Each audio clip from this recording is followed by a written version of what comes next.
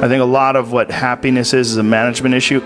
You could be in a shit state of mind right now, but you can make some decisions to adjust that, and over the next couple hours, you'll get to a much better place. And these constant management decisions, they waver in and out of your life on a daily basis. Like this idea that you could have a good mindset and then all of a sudden you'll be happy. That's horseshit. It's like the tide. It comes in and it comes out, and there's going to be days where you're just not feeling so good physically, and that's going to affect the way your happiness level is. It's never static. It's never exactly the same. This is something I've cultivated for a long time and avoided things that make me unhappy and figured out what those things are and been very rigid about eliminating them from my life. And one of the big ones is eliminating interactions with people that are negative. That is gigantic. Because I've realized that I'm not really as independent as I used to like to think I was. I used to like to think that my thought process was independent and that I don't give a fuck what anybody thinks. That's nonsense. People say that because they absolutely care what people think and it bothers them. So they say, I don't give a fuck. But that I don't give a fuck stuff is almost entirely nonsense. You do care. And you care in both ways. You care if people are critical of you, care if people are positive of you, but you also care if people are living positive lives and they're motivating you. That's a big one. People are fuel. It's one of the reasons why I like talking to people, one of the reasons why I like to do podcasts, because I get a lot out of, like energy out of people like that. And you think about this energy and you think about this inspiration when you're doing other things. And it also sets in your mind that when you meet these exceptional people that move you, like what are the characters, what are the qualities that they have, what are the characteristics that they possess, and those things become significant and important to you. Whereas if you live around a bunch of people that are complaining and bitching about everything, and they see the negative in everything, and they're always whining, those people are the opposite of that. They're the opposite of inspiration, and they're mud. You're just like, bleh. It's like you're up to your ankles in mud. You try to trudge through life. It's difficult. You're not light. It's not pushing you. There's not a wind at your back. The wind's in your face, and it's rough.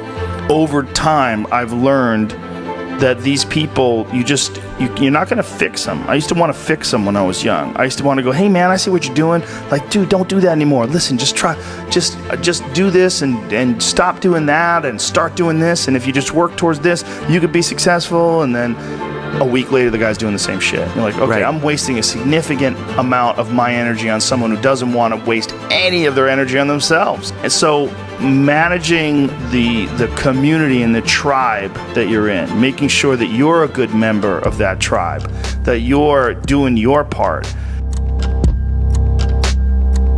When you're around happy, inspirational people that are successful, it makes you feel better and you get inspired. And if you act on that inspiration, your life will be more fulfilled. And it's not just inspirational in terms of financial success, but in terms of doing difficult things, whether it's running 100 miles, it doesn't pay you a goddamn thing other than the wealth of the knowledge that you can push yourself to such an extreme, or anything else, whether it's someone who becomes really good at playing chess or someone who's really good at martial arts or whatever it is. There's a great feeling in overcoming these difficult things, because life is never this constant state of I'm at a 9 all day, and when I'm with my wife I hit 10, yay, and I stay like that. That's not real. This is the world that we live in today, and I think part of that world is because we have been fed this line of horseshit that you're supposed to seek comfort, and I don't think you are.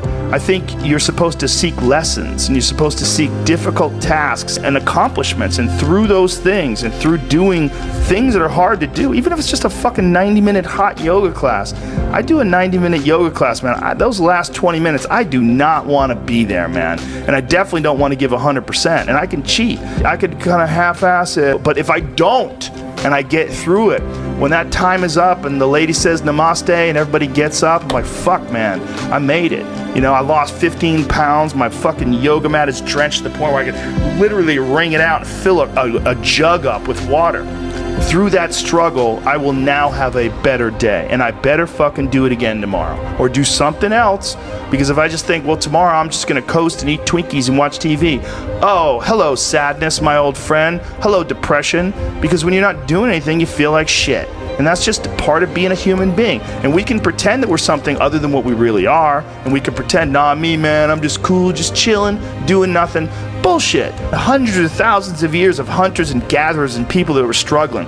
Those human reward systems are carved deeply into your DNA. And if you don't respect that, if you don't respect the mechanism of happiness and fulfillment and what you really need to do in order to feel satisfied in life, camaraderie, love, family, friendship, struggle, testing yourself, learning, all those things are imperative. They're all a giant part of being a person.